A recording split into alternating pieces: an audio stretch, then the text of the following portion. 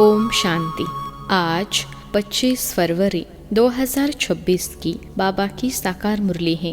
मुरली के महावाक्य हैं, मीठे बच्चे, तुम ब्राह्मण सो देवता बनते हो, तुम ही भारत को स्वर्ग बनाते हो, तो तुम्हें अपनी ब्राह्मण जाति का नशा चाहिए। प्रश्न है, सच्चे ब्राह्मणों की मुख्य निशानियां क्या होंगी? उत्तर है, सच्चे ब्राह्मणों का इस पुरानी दुनिया से लंगर उठा हुआ होगा, वह जैसे इस दुनिया का किनारा छोड़ चुके। दूसरी पॉइंट है, सच्चे ब्राह्मण वह जो हाथों से काम करे और बुद्धि सदा बाप की याद में रहे, अर्थात कर्मयोगी हो। तीसरा, ब्राह्मण अर्थात कमल फूल समान। चौथा, ब्राह्मण अर्थात सदा आत्म अभिमानी रहने का पुरुषार्थ करने वाले। पांचवा, ब्राह्मण अर्थात काम महाशत्रु पर विजय प्राप्त करने वाले। ओम शांति। रूहानी बाप रूहानी बच्चों को समझाते हैं। बच्चे कौन? यह ब्राह्मण। यह कभी भूलो मत कि हम ब्राह्मण हैं, देवता बनने वाले हैं। वर्णों को भी याद करना पड़ता है।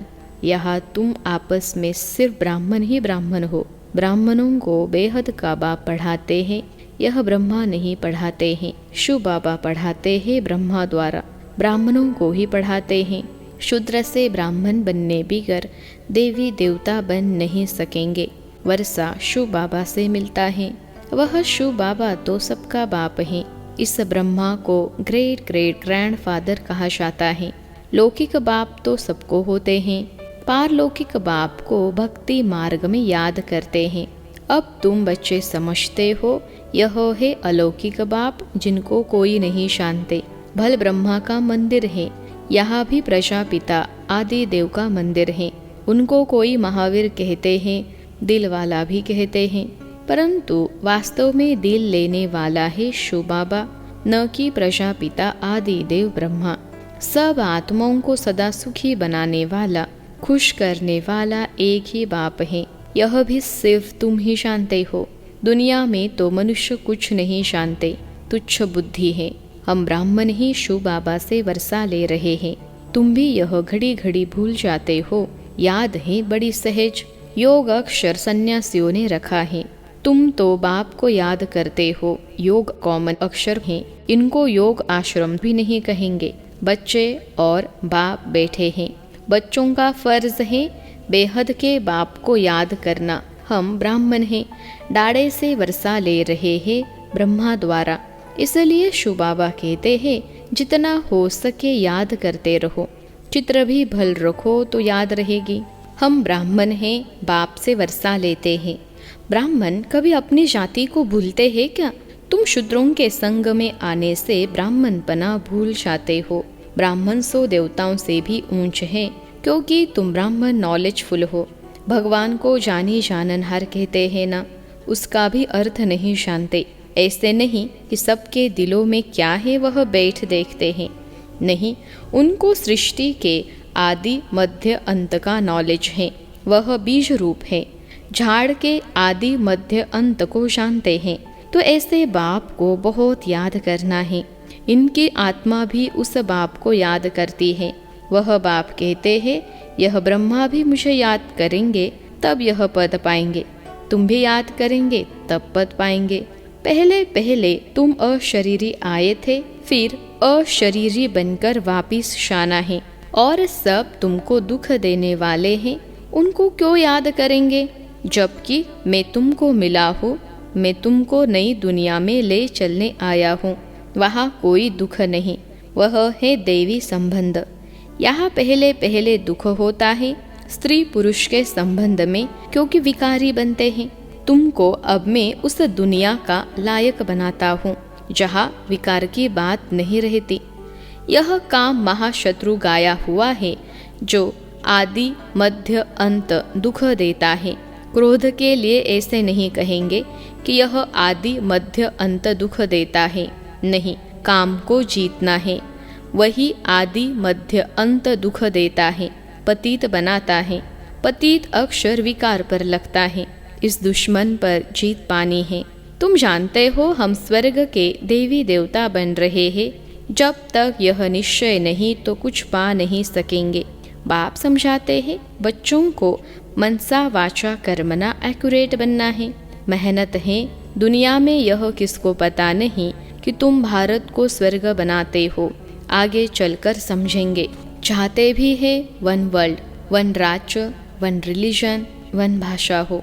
तुम समझा सकते हो, सतयुग में आज से 5000 वर्ष पहले एक राज्य, एक धर्म था जिसको स्वर्ग कहा जाता है। राम राज्य और रावण राज्य को भी कोई नहीं जानते। 100% तुच्छ बुद्धि से अब तुम स्वच्छ बुद्धि बनते हो। नंबरवार पुरुषार्थ अनुसार बाप बैठ तुमको पढ़ाते हैं। सिर्फ एक की मत पर चलो। बाप कहते हैं कि पुरानी दुनिया में रहते कमल फूल समान पवित्र रहो, मुझे याद करते रहो। बाप आत्माओं को समझाते हैं, मैं आत्माओं को ही पढ़ाने आया हूँ इन ऑर्गन्स द्वारा। तुम आत्माएं भी ऑर्गन्स द्वारा सुनती हो। बच्चों को आत्म अभिमानी बनना है।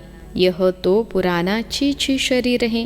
तुम ब्राह्मण पूजा के लायक नहीं हो, तुम गायन लायक हो, पूजने लायक देवताएं हैं। तुम श्रीमत पर विश्व को पवित्र स्वर्ग बनाते हो, इसलिए तुम्हारा गायन है, तुम्हारी पूजा नहीं हो सकती। गायन सिर्फ तुम ब्राह्मणों का है, न कि देवताओं का। बाप तुमको ही शूद्र से ब्राह्मण बनाते हैं। जगत अम्बा व ब्रह्मा आदि के मंदिर बनाते हैं, परंतु उनको यह पता नहीं है कि यह कौन है। जगत पिता तो ब्रह्मा हुआ ना, उनको देवता नहीं कहेंगे। देवताओं की आत्मा और शरीर दोनों पवित्र हैं। अब तुम्हारी आत्मा पवित्र होती जाती है, पवित्र शरीर नहीं है। अब तुम ईश्वर की मत पर भारत को स्वर्ग बना रहे हो। तुम भी स्वर्ग के लायक बन रहे हो। सतो प्रधान जरूर बनना है। सिर्फ तुम ब्राह्मण ही हो जिनको बाप बैठ पढ़ाते हैं। ब्राह्मणों का झाड़ वृद्धि को पाता रहेगा। ब्राह्मण जो पक्के बन जाएंगे वह फिर जाकर देवता बनेंगे। यह नया झाड़ है। माया के तूफान भी लगते हैं, सतयुग में कोई तूफान नहीं लगता। यहाँ माया बाबा की याद में रहने नहीं देती। हम चाहते हैं बाबा की याद में रहे, तमो से सतो प्रधान बने। सारा मदार है याद पर। भारत का प्राचीन योग मशहूर है। विलायत वाले भी चाहते हैं प्राचीन योग कोई आकर सिखलाए। अब योग भी दो प्रकार के हैं, एक है हठ योगी, दूसरे है राजयोगी। तुम हो राजयोगी। यह भारत का प्राचीन राजयोग है जो बाप ही सिखलाते हैं। सिर्फ गीता में मेरे बदले श्री कृष्ण का नाम डाल दिया है। कितना फर्क हो गया है। शिव जयंती होती है तो तुम्हारी वैकुंठ की भी जयंती होती है जिसमें श्री कृष्ण का राज्य है। तुम जानते हो शिव बाबा की जयंती है तो गीता की भी जयंती है, वैकुंठ की भी जयंती होती है जिसमें तुम पवित्र बन जाएंगे। कल्प पहले मुहाफिक स्थापना करते हैं। अब आप कहते हैं मुझे याद करो। याद न करने से माया कुछ न कुछ विकर्म करा देती है। याद नहीं किया और लगी चमाट। याद में रहने से चमाट नहीं खाएंगे। यह बॉक्सिंग होती है। तुम जानते हो हमारा दुश्मन कोई मनुष्य नहीं है, रावण है दुश्मन। बाप कहते हैं इस समय की शादी बर्बादी है। एक दो की बर्बादी करते हैं यानी पतित बना देते हैं। अब पारलौकिक बाप ने ऑर्डिनेंस निकाला है, बच्चे यह काम महाशत्रु है, इन पर जीत पहनो और पवित्रता की प्रतिज्ञा करो। कोई भी पतित न बने। जन्म जन्मांतर तुम पतित बने हो इस विकार से, इसलिए काम महाशत्रु कहा जाता है। साधु संत सब कहते हैं पतित पावन आओ। सतयुग में पतित कोई होता नहीं। बाप आकर ज्ञान से सर्व की सद्गति करते हैं।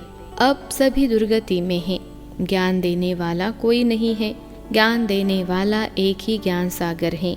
ज्ञान से दिन है राम का, रात है रावण की। इन अक्षरों का यथार्थ अर्थ भी तुम बच्चे समझते हो। सिर्फ पुरुषार्थ में कमजोरी है।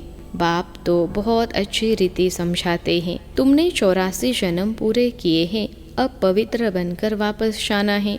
तुमको तो शुद्ध अहंकार होना चाहिए। हम आत्माएं बाबा की मत पर इस भारत को स्वर्ग बना रहे हैं, जिस स्वर्ग में फिर राज्य करेंगे। जितनी मेहनत करेंगे उतना पद पाएंगे। चाहे राजा रानी बनो, चाहे प्रजा बनो। राजा रानी कैसे बनते हैं? वह भी देख रहे हो। फॉलो फादर गाया जाता है। अब की बात है, लौकिक संबंध के लिए नहीं कहा जाता। यह बाप मत देते हैं, मामेकम याद करो तो विकर्म विनाश होंगे। तुम समझते हो हम अभी श्रीमत पर चलते हैं, बहुतों की सेवा करते हैं।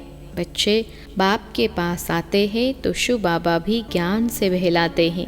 यह भी तो सीखते हैं ना। शिव बाबा कहते हैं मैं आता हूँ सवेरे को। अच्छा, फिर कोई मिलने के लिए आते हैं तो क्या यह नहीं समझाएंगे? ऐसे कहेंगे क्या कि बाबा आप आकर समझो, मैं नहीं समझाऊंगा? यह बड़ी गुप्त गुह्य बातें हैं ना। मैं तो सबसे अच्छा समझा सकता हूँ। तुम ऐसे क्यों समझते हो कि शिव बाबा ही समझाते हैं? यह नहीं समझाते होंगे। यह भी जानते हो कल्प पहले इसने समझाया है, तब तो यह पद पाया है। मम्मा भी समझाती थी ना, वह भी ऊंच पद पाती है। मम्मा बाबा को सूक्ष्म वतन में देखते हैं तो बच्चों को फॉलो फादर करना है। सरेंडर होते भी गरीब हैं, साहूकार हो न सके। गरीब ही कहते हैं बाबा यह सब कुछ आपका है। शिव बाबा तो दाता है, वह कभी लेता नहीं है। बच्चों को कहते हैं यह सब कुछ तुम्हारा है। मैं अपने लिए महल न यहाँ न वहाँ बनाता हूँ, तुमको स्वर्ग का मालिक बनाता हूँ। अब इन ज्ञान रत्नों से झोली भरनी है। मंदिर में जाकर कहते हैं मेरी झोली भरो, परंतु किस प्रकार की, किस चीज की झोली भर दो? झोली भरने वाली तो लक्ष्मी है जो पैसा देती है। शिव के पास तो जाते नहीं, शंकर के पास जाकर कहते हैं। समझते हैं शिव और शंकर एक है, परंतु ऐसे थोड़े ही हैं। बाप आकर सत्य बात बताते हैं। बाप है ही दुख हरता सुख करता। तुम बच्चों को गृहस्थ व्यवहार में भी रहना है, धंधा भी करना है। हर एक अपने लिए राय पूछते हैं। बाबा हमको इस बात में झूठ बोलना पड़ता है। बाप हर एक की नब्ज देख राय देते हैं, क्योंकि बाप समझते हैं मैं कहूँ और कर न सके ऐसी राय ही क्यों दूँ। नब्ज देख राय ही ऐसी दी जाती है जो कर भी सके। कहूँ और करे नहीं तो ना फरमान बरदार की लाइन में आ जाए। हर एक का अपना अपना हिसाब किताब है। सर्जन तो एक ही है, उनके पास आना पड़े वह पूरी राय देंगे। सबको पूछना चाहिए बाबा इस हालत में हमको कैसे चलना चाहिए, अब क्या करें? बाप स्वर्ग में तो ले जाते हैं। तुम जानते हो हम स्वर्गवासी तो बनने वाले हैं, अब हम संगमवासी हैं। तुम अब न नरक में हो न स्वर्ग में हो। जो जो ब्राह्मण बनते हैं उनका लंगर इस छी दुनिया से उठ चुका है। तुमने कलयुगी दुनिया का किनारा छोड़ दिया है। कोई ब्राह्मण तीखा जा रहा है याद की यात्रा में, कोई कम, कोई हाथ छोड़ देते हैं, अर्थात फिर कल युग में चले जाते हैं। तुम जानते हो कि वया हमको अब ले जा रहा है। वह यात्रा तो अनेक प्रकार की है, तुम्हारी एक ही यात्रा है। यह बिल्कुल न्यारी यात्रा है। हाँ, तूफान आते हैं जो याद को तोड़ देते हैं। इस याद की यात्रा को अच्छी रीति पक्का करो, मेहनत करो। तुम कर्मयोगी हो, जितना हो सके हथकारड़े दिल यारड़े। आधा कल्प तुम आशिक माशुक को याद करते आए हो। बाबा यहाँ बहुत दुख है, अब हमको सुखधाम का मालिक बनाओ। याद की यात्रा में रहेंगे तो तुम्हारे पाप खलास हो जाएंगे। तुमने ही स्वर्ग का वर्षा पाया था, अब गवाया है। भारत स्वर्ग था तब कहते हैं प्राचीन भारत। भारत को ही बहुत मान देते हैं, सबसे बड़ा भी है, सबसे पुराना भी है। अब तो भारत कितना गरीब है, इसलिए सब उनको मदद करते हैं। वे लोग समझते हैं हमारे पास बहुत अनाज हो जाएगा, कहाँ से मांगना नहीं पड़ेगा। परंतु यह तो तुम जानते हो विनाश सामने खड़ा है। जो अच्छी तरह से समझते हैं उन्हों को अंदर बहुत खुशी रहती है। प्रदर्शनी में कितने आते हैं, कहते हैं तुम सत्य कहते हो, परंतु यह समझे कि हमको बाप से वर्षा लेना है। यह थोड़े ही बुद्धि में बैठता है, यहाँ से बाहर निकले खलास। तुम जानते हो बाबा हमको स्वर्ग में ले जाता है, न गर्भ जेल में न उस जेल में जाएंगे। अभी जेल की यात्रा भी कितनी सहज हो गई है, फिर सतयुग में कभी जेल का मुंह देखने को नहीं मिलेगा। दोनों जेल नहीं रहेंगे। यहाँ सब यह माया का पॉम्प है। बड़ों बड़ों को जैसे खलास कर देते हैं।